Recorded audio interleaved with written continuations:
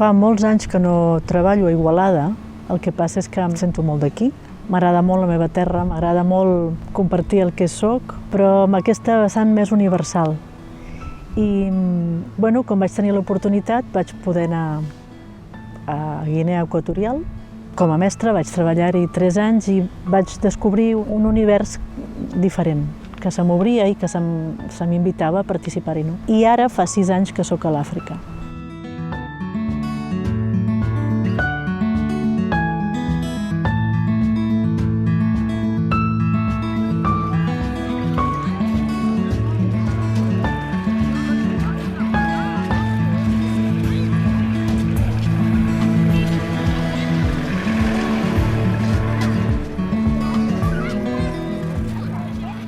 Ser universal no vol dir que no t'estimes el que tu tens i d'allà on ets. És el contrari, em sembla.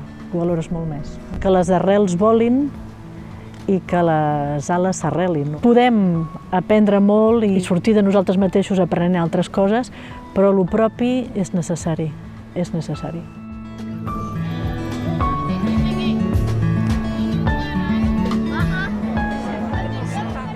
A mi em sembla que som ben poca cosa quan no ens ajuntem per fer coses junts. Quan veig la moguda de la festa major, quan veig que han proliferat molt més les corals, després tot el teixit solidari, apostant per valors que no es parlen, però que amb la feina quotidiana estan lluitant per coses que no es veuen, però que a la llarga es noten. A mi personalment el cantar, el fer esport i el fer muntanya també, i l'estar amb altres joves fora de l'escola, m'ha ajudat a sentir-me part d'un equip i d'una societat i m'ha donat una identitat, això.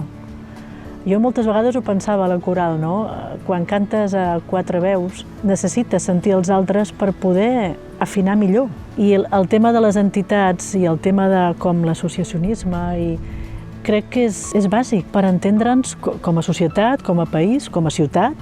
El que jo ara descobreixo també a l'Àfrica és aquesta necessitat, de com estimar allà on ets, però obrir els ulls a una universalitat.